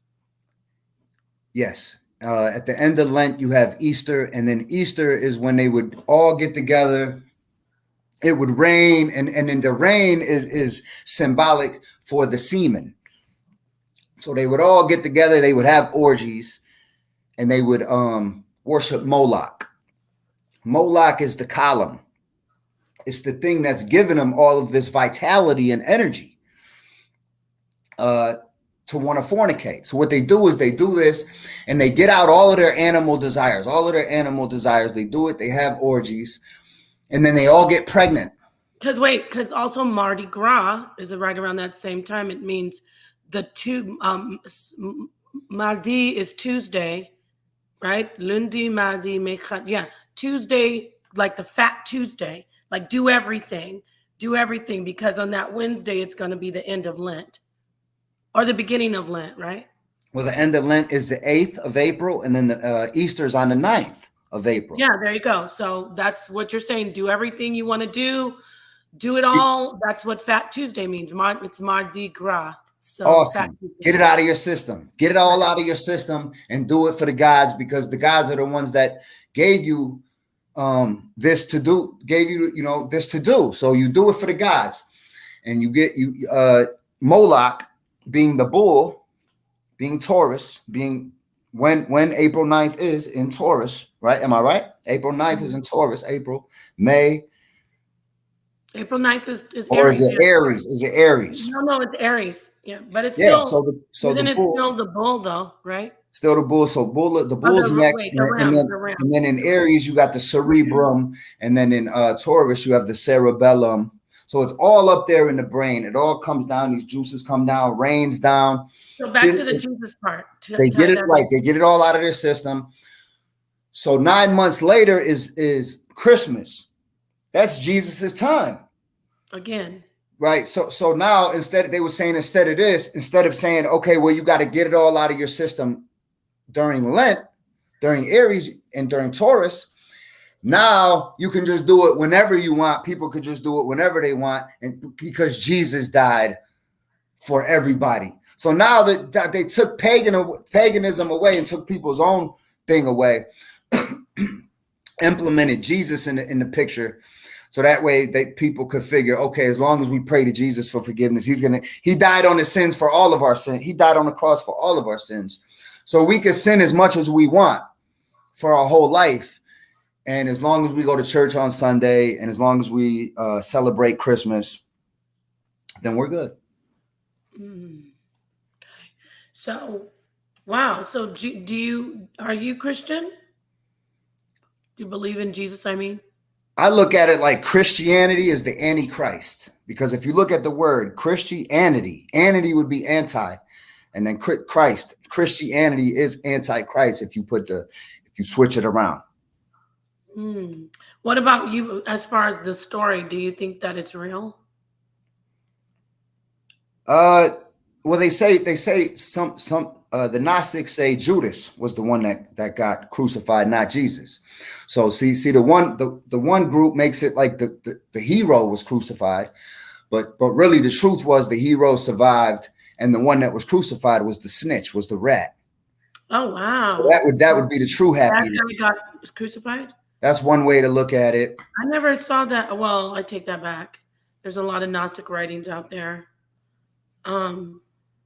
So this is very interesting. I appreciate you hitting the link and coming in.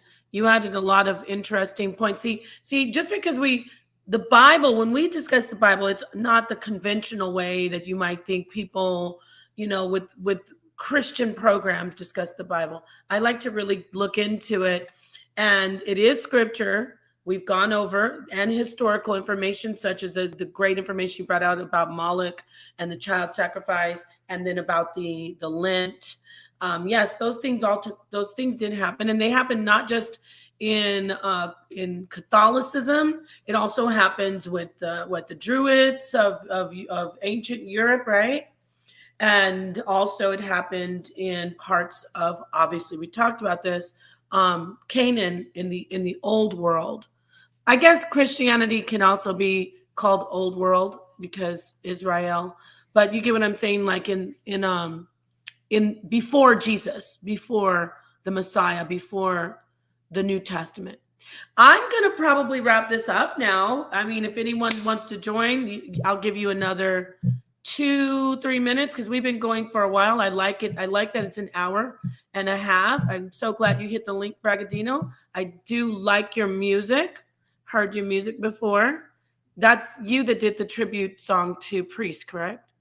Yeah, and yeah, because around Easter, when they all do that, when they all have them orgies, then it takes a while for the woman to get pregnant. You know what I mean? For that seed to truly come through. And how long does it take? Like 30 days for you for a woman to find out if she's pregnant, to take a test? No, not necessarily that long. What is it? A couple weeks maybe? It depends on what type of test. If you take a blood test, you'll know right away if you're pregnant. But if you're talking about in ancient times, could you turn your camera on, Saint in Love? Yeah, so by the time they get pregnant, it's Moloch, it's the bull. I get what you're saying. Give me 1 second, Brady, so I can just see you. It's so we can see you, make sure we know who you are before you come on. You can turn it off if you want when you get on, but I have to actually see you. I have to see your face. So yeah, What were you saying about the pregnancy? They knew they were pregnant. Yeah, and Sure. Baal, Baal, that's another god of around that time too. Baal means bull, also means the double bowl, which is the hyperbola, which is the column, the hourglass, which goes out as a Taurus field, and that would also be the wings of this being that's an ET, extraterrestrial, but that's another story. Oh yeah. So Saint in love, I can't see you. So I can't yeah. I think you're doing some I can't see you though. I see some flashes, some lights, but no face. Can you put your face up there so I can see who you are and then I can let you in? We'd like to hear from you before we close out. That'd be great. Can we see your face? No one can see you besides me, but you're gonna have to let me see who you are. Oh, hold on. I see something. I see an eye. Oh, there. Okay. So you want to come on in? I see you now. All right. Saint in love, what do you want to say? You're muted. You're Hi, muted. Hello. hi everyone. Can you hear me? Yes, we can. Oh, I was coming to speak about the Bible, not but Yeah, and sure. and I guess how would I start this off?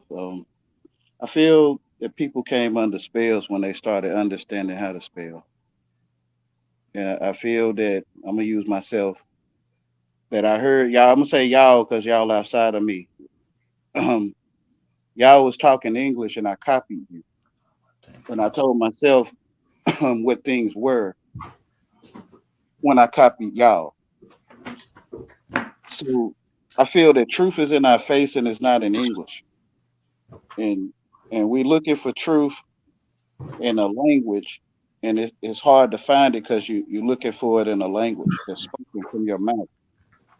And God's word is what you're breathing. It's not in English. God's word is the sun, moon, and stars. It's not in English. God's word is the flat, dry land, the beast of the field, the fish of the sea, the creepy, crawly things. That's His word. So when you look at the sun, you're reading it. When you look at an animal, you're reading that animal. That's interesting. So are you a vegan? No, I was the one that put in the split hoof and chew the cud. Leviticus 11. You can eat any animal that has a split hoof completely and chew the cud. Okay. So, wow, we have 3 people who agree. I don't know where the vegans are. Even the brother Kamal came on and he was kind of on the fence. Well, I'm a vegetarian. So, okay, great. You're a vegetarian. Awesome. So, yeah, I didn't really get any. I appreciate you coming in. What is that? Is that a scarab beetle or that picture that you have for your avatar? What is that? It's whatever you see. Ooh, I see. Looks like an alien. It's a Roche. What's it called? A Rorschach test. Let me see. What are they called again?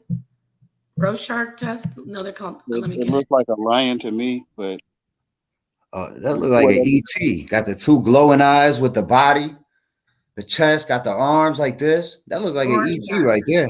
I've seen a lot of ETs. What you call eyes is a crown on a lion.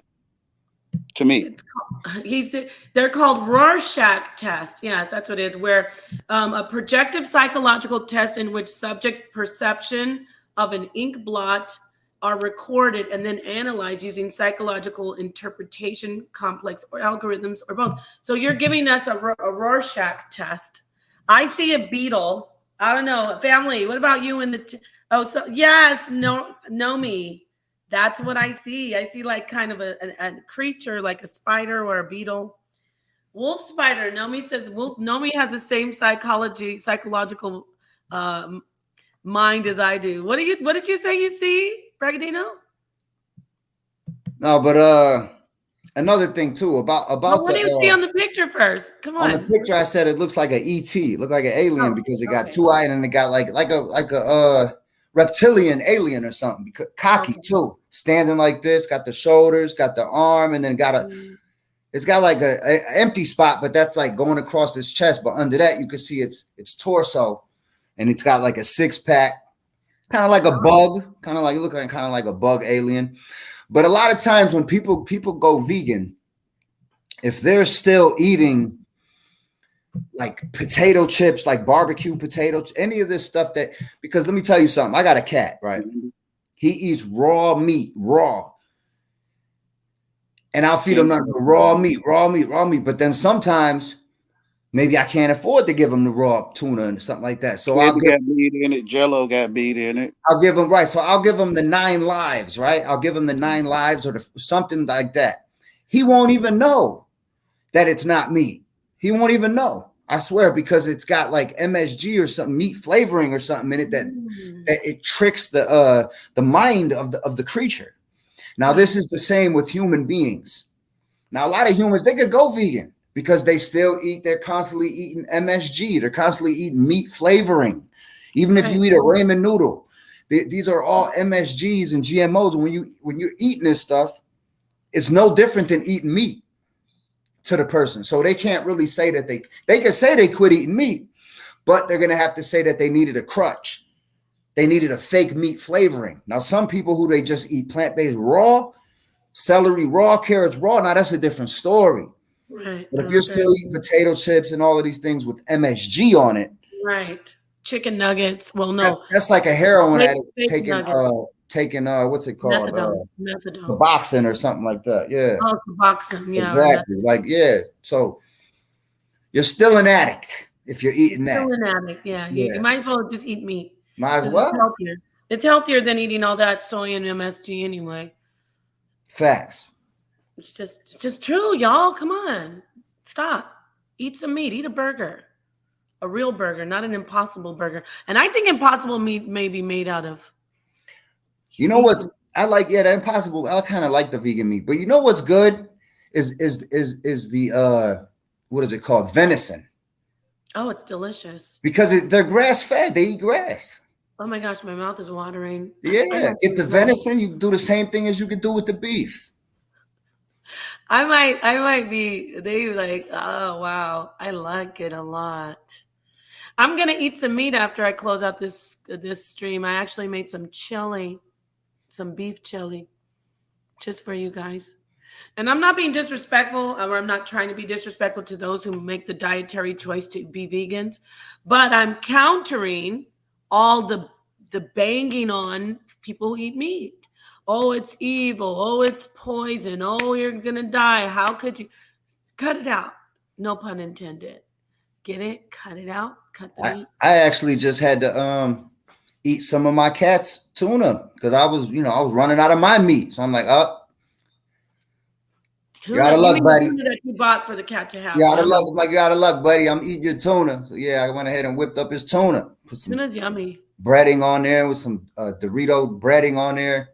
Oh shoot, Doritos! Damn. Yeah. Can vegans eat Doritos? I don't know. Can they? Made my own sauce, mayonnaise. I mean, you got to eat what you got to eat. I mean, even if it's toxins, good. It's good for me. It's got to be good for you.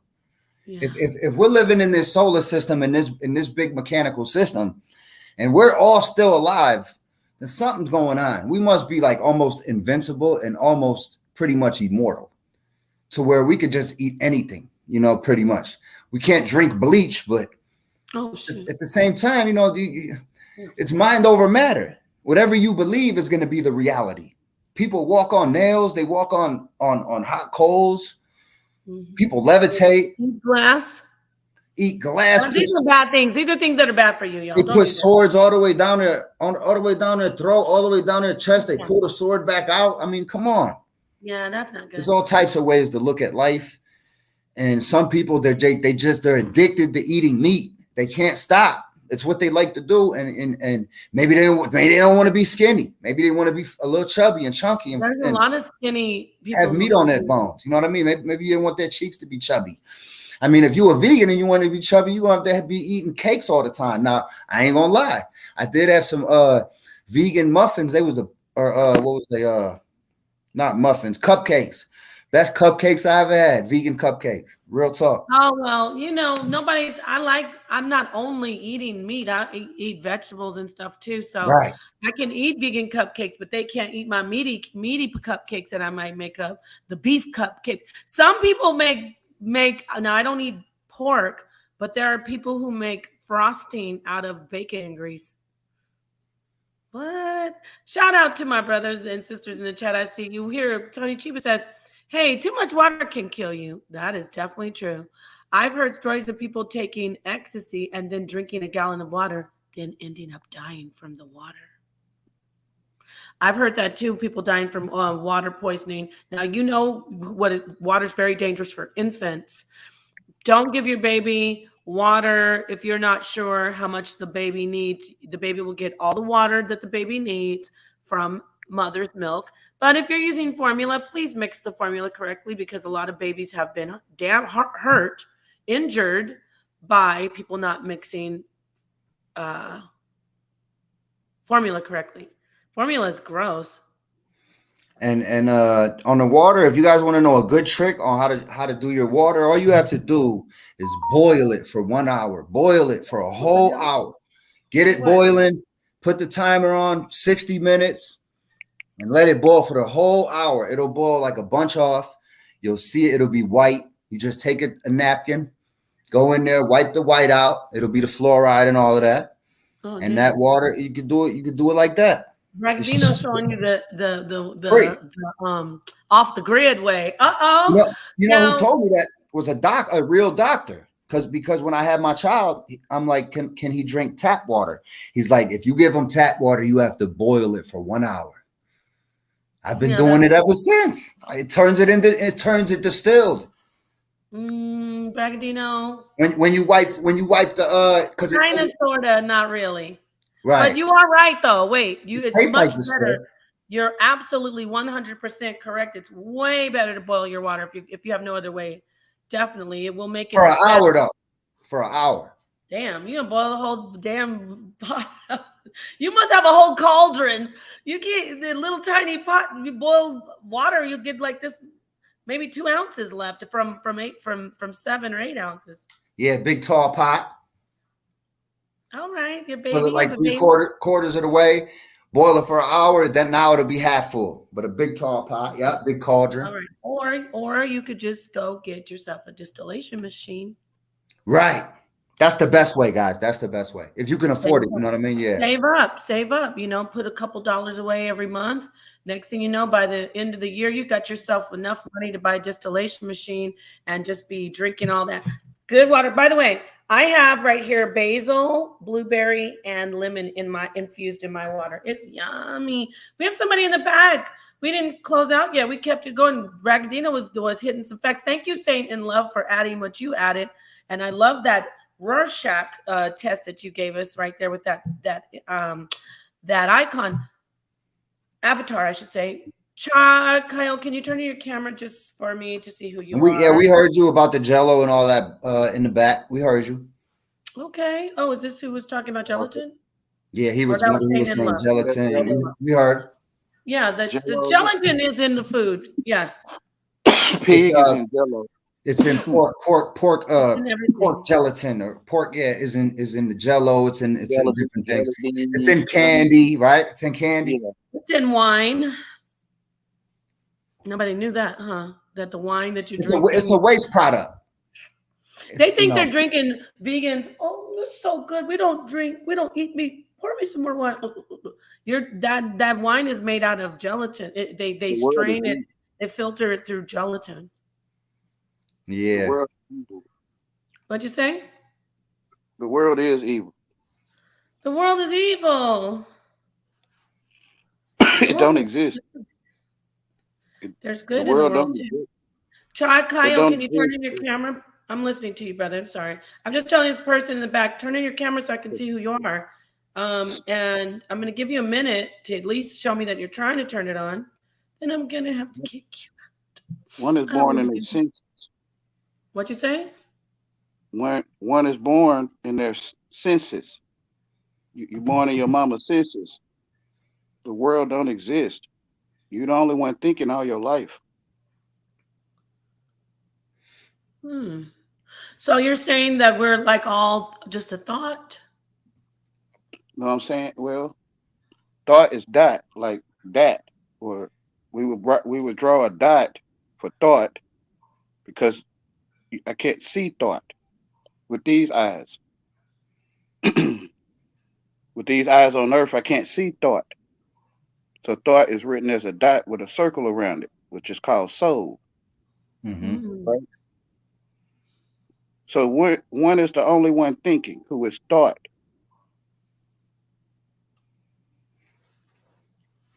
When is the only one thinking? Yeah, you are the only one thinking all your life. Find another one's thinking. Find another person's thinking. It would be you thinking to find it. Okay. So one is born in their senses. The world don't exist. It's paintings. It's paint. Right. I see what he's saying. He's saying that in the mind isn't real. The mind is an illusion, but when you're the only way you can be born is through your senses. Is meaning like breathing, seeing. Yeah, you is real. Like your senses are real because now you're living in the now. But when you're living in the mind, you're living in the past, you're living in the future. There is only now. Right. When you was born, you're born now. Yeah, you got to be present, mindful, aware, and living in your senses. Come to truth. That's not in English. Even in your hand, if you look at your hand and put your consciousness in your hand, you'll become present. There's certain tricks that you could do to just become present. Well, see, that's what you're saying, right? I'm going to tell myself from my repertoire of vocabulary of words, and I'm going to go in there and I'm going to grab them and I'm going to put together what you're saying to me. Because I'm the only one thinking. And I told myself what vocabulary is. Facts. So you're the only one thinking from your perspective. Yes, I'm thinking that you are thinking. Now, I'm not knocking that. I'm just, okay. You're thinking, and you, from what you're saying is, in actuality, you're the only one thinking. I'm the only one thinking the whole time. But remember who he is. He's God, because we're all God. So NapahShadah, I love when you say that there's no free will, because you're so right about that, Miss NapahShadah. You're so right about that, because the only way we can have free will is if we're doing God's will, because God's will is the only will that's free, and God's will is the only will that makes us free. So when we're not walking. When one separates from God. Oh, well, brother, give him 1 second to just finish the last few seconds of what he's saying. All right, I apologize. No worries. Forgive me. Go ahead. No, you're fine. Go ahead, brother. What was you about to say, brother? So he's done. So go ahead. Okay. So as long as we have what it is we have one path. God has one purpose for your life. Each person knows deep inside what that purpose is. Now, whether they can do it right now or not, or they can't is one thing, but you got to constantly try to wiggle your way onto that one true path. Now, that one true path is your destiny. Fate is a different thing than destiny. Destiny is what you're supposed to do. That's your one path. Now, when you're living your one true path, now you're conscious. Now you are actually conscious. Now you are actually the one thinking everything. But who's thinking through you is God. It's not the ego thinking. It's the soul. It's the spirit thinking. Yeah. It's the column activated. It's the Merkaba activated. The chakras activated. So when you're doing this, now you're conscious. Now you have free will, but you don't have free will because the only free will you have is to do God's will. Mm-hmm. That's the only free will you have. If you don't do God's will, then guess what? You are going to be a pawn for the stars. And now you're an unconscious being who's being No, you ain't gonna controlled see. by the puppet master holding the marionettes, which is the 12 star signs or the Titans. And it's karma. And now we're not conscious. Now we're all just interjecting in these parallel universes go on forever and ever and ever. One does have free will. As the wheel spins, it's freely spinning, right? Any wheel on a bicycle or car. So so one has free will when you separate from God. It was your free will that you used to separate from him. Now what I mean is when we get educated, we ate from the elementary. We ate the apple off the teacher's desk. And this is my way of saying it. I'm not saying Elementary. I like that. Elementary. We ate from the elementary because elementary. The world gonna make a contract with you that in its language is true. So it's the elementary. Facts. So you eat the apple or the app off the teacher's desk and you go to sleep.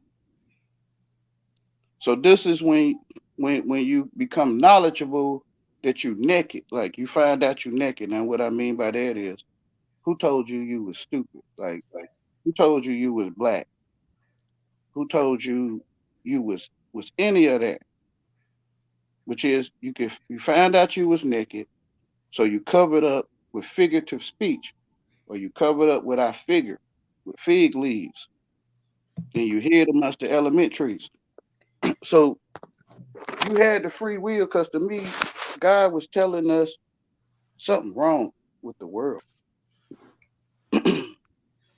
But God don't talk to us in ink. Well, he do, but he talked to you in light, truth. Like when you was born, I mean, you right now, I'm looking at a device, but you don't have to tell me you was born. In English, you're already telling me you was born. Because truth is in your face. And it's not in English. Okay, thank you. That's pretty deep.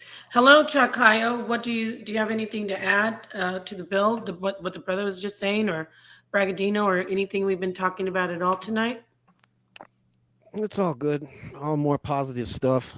You know, it meets all well good. It's just like anything else. If you abuse it, misuse it, use too much, eat it too many times a week, eat a couple meals a day, you get it from like fast food places, stuff like that. It's not gonna really be good for you.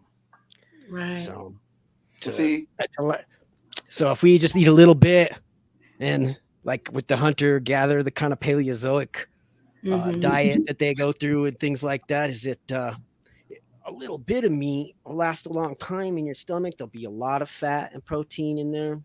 But if you try to eat it all the time now with our lifestyle now, you know, like a lot of dudes, especially in the Italian community I live in, man, they eat that head cheese, they eat that salami, they eat all that fat food, man. It'd be a little bit Italian like those guys too. And to know that we all get like bad heart problems by the time we're 67 and 68. The guy was saying, he was saying you create your own reality. And to me, you casting spells, and people are going to tell themselves what you're saying, and they're going to start to create that within themselves. Okay. All right. That's a deal. I mean, like I like, and doing it, blood sacrifice, you know, like Jesus and burning lambs and things like that is it's a ceremonial and ritualistic thing. Yeah. Like Guy says, we got the truth is with us. Even if we can't see it, it's right in front of our face. It's all around us. It's everywhere. You don't have to set things on fire to and burn stuff to know that, but people do anyway. You know. Let me ask you a question, Chakayo. So, what do you think about Jesus being a blood sacrifice?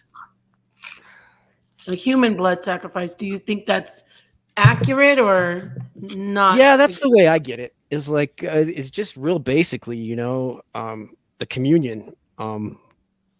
He apparently saves so many people. Now I'm a little bit different. I don't think that he'd save everybody. I don't really believe that. I know other people do, and that's all right. But I don't really believe he's saving everybody.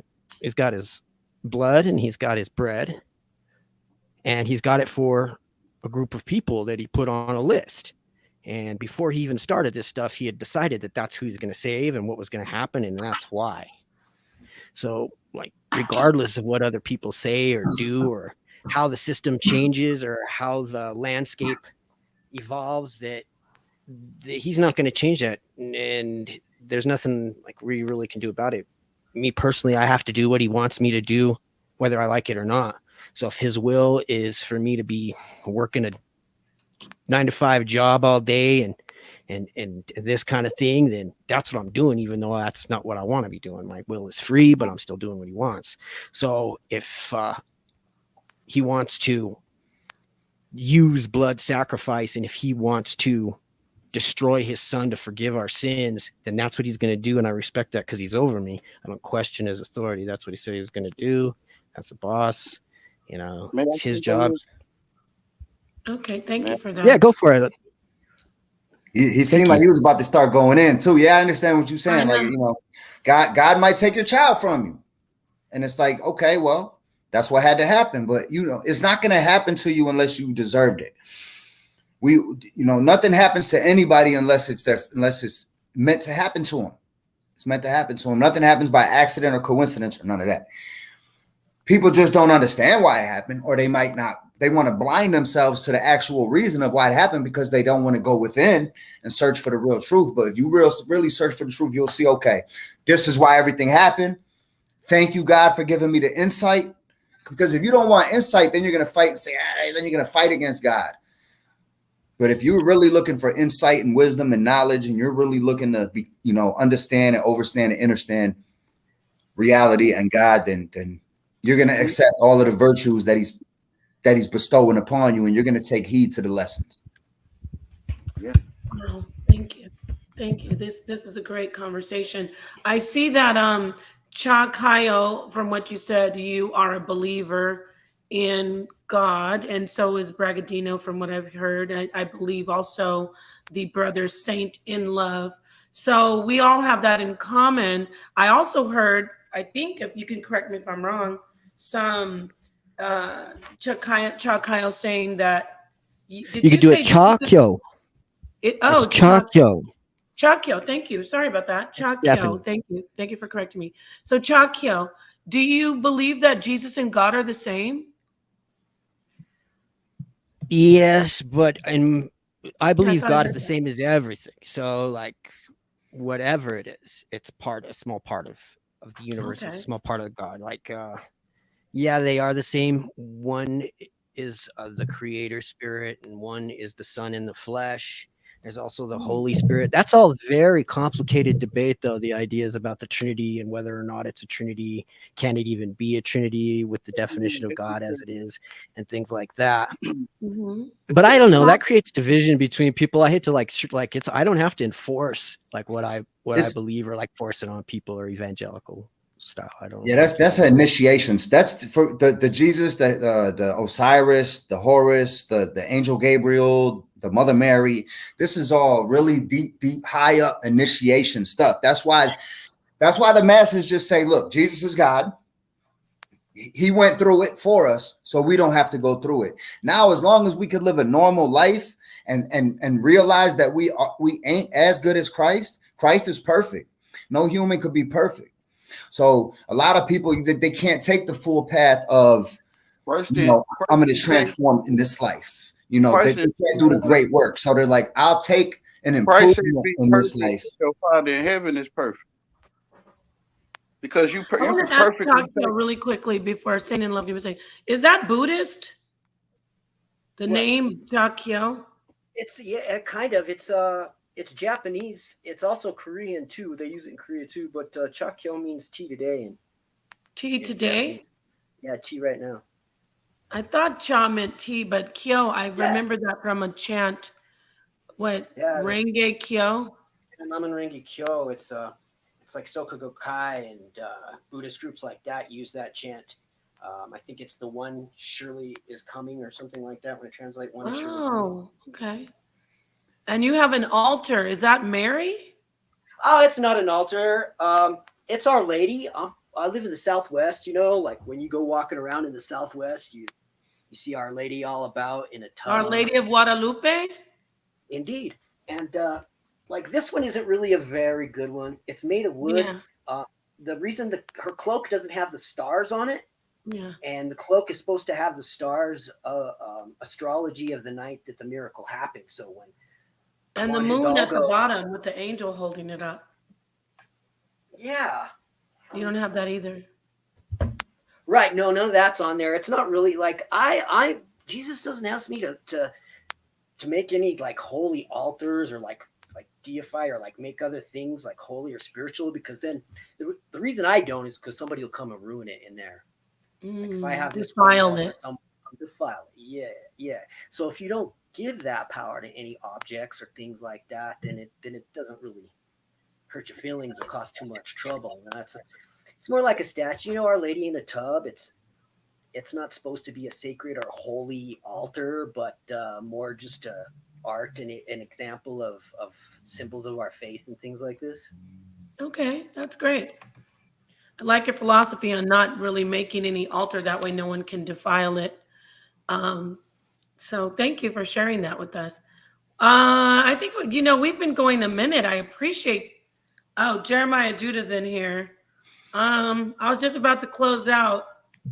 So yeah, we pretty much covered blood sacrifice, and the Bible.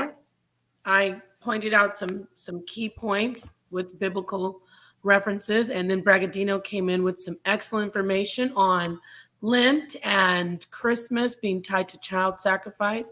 We had our brother Kamal come in and talk to us a little bit about different schools of thought and his journey a little bit. He's a vegetarian, not so much the same as veganism. Saint in Love, thank you for coming in with your Rorschach test and with your input about the very deep thought about you are the only one thinking. I can rock with that. I mean, I don't fully subscribe to it, but I could sit and have a conversation about that. I appreciate it. And last but not least, Cha Kyo T today comes in and he gave us some really interesting background on himself as well as his thoughts about his faith, Jesus, right? Do you call Jesus Jesus? And sure, God. Yeshua works too, Yeshi for short. I mean, I'm sure that in my understanding, I'm sure he was addressed in the Hebrew translation of it. Sometimes it matters, I think, which name for Jesus Christ you use personally, but I'm not like really going to be telling other people, if you don't say his name is Jesus or you don't say his name is Yeshua, that you're not doing it right and things like that. But personally, I could go with Jesus Christ or Yeshua Mashiach. Awesome. The Nazarene is one. The Nazarene. And we also talked about the Nazarite vow. I just want to say thank you for making this a great show, and thank you to the audience. Thank you for those compliments on the show. Come back next weekend, all of you who joined the panel. I really enjoyed you as guest speakers. You are actually guest speakers, even though it wasn't planned. You did awesome. We talked about blood sacrifice, basic instruction before leaving Earth. At the end of the day, the most important thing is to not be destructive, to add to the higher vibration, and the benevolence is important. You don't want to be destructive. If you eat meat, which we talked about, really be conscious of the life that you're consuming. If you eat plants, even be conscious of those plants. The comment where we saw the one of our friends in the chat said, well, I'm sure you don't think about stepping on grass as much as you would think about stepping on a dog. Well, we need to really take that into consideration, say, well, why is it that way? Why do I think that grass isn't really as important? What grass does, grass is very important. Now, do I think a dog is equal to grass? No, but why do I not? Why do I have that thinking, right? Trees keep me alive. Dogs don't keep me alive. I breathe fresh air because of vegetation, not because of dogs. Dogs are like me. We need trees. So we really need to evaluate that and just remember not to be destructive. Eat what you want to eat. Don't condemn people for eating meat And don't condemn people for eating vegetables. They're yummy too. We got to talk about vegetables next time. I thought of a tomato though, so I'm still on the whole red blood. Tomatoes are Tomatoes and fruit. fruit. Right. I know. I got you, Bragadino. Tomatoes and fruit. So peace to the darkest minds of the light. Do you want to close out? I'll let you say something. If the brother jumped off, unfortunately, but go ahead. I'll let you go, and then Bragadino, you can close out, and then I will end the show. Just say your final thought. Thank you guys so much. I appreciate the different perspectives so much. I'm logged in with a different account. I'm Jack in the chat room when it's Podcraft. Like I say, I really love you guys. I look forward to the show all the time when I can sit and watch the whole thing. That's a good time. Really appreciate the eclectic, esoterics, the fundamentals, all these things that sort of blend together and give us the opportunity to exchange that energy. Like I say, because we're talking about Jesus, I'm sure that it's because of Jesus Christ that we get along and that we have a good time and that there's a good vibe. And I give that glory to him. Wow. So thank you. Thank you. I also am a fellow believer in Jesus of the Bible. So peace to you. But even if you're not, we still have a lot of love for you and peace for you. Bragadino, thank you so much, Chakayo. I like that. Chakayo, tea today. All right, Bragadino, close out. Give us your final thoughts and your final words on this topic. Well, you asked me earlier if I was a Christian. If I had to pick a religion, I would have to say, Christian, Catholic, something like that. Maybe next week some more people in the chat will come through and chop it up with us. Great job tonight on hosting. See you guys next week. All righty, thank you, and peace to the darkest minds of the light. Thank you for joining us on Basic Instructions Before Leaving Earth Bible. Y'all, if you love it, you hate it, it's still the most interesting, most sought out, most read book in the entire world. So thank you so much. Peace, family. Peace. Now I'm going to go have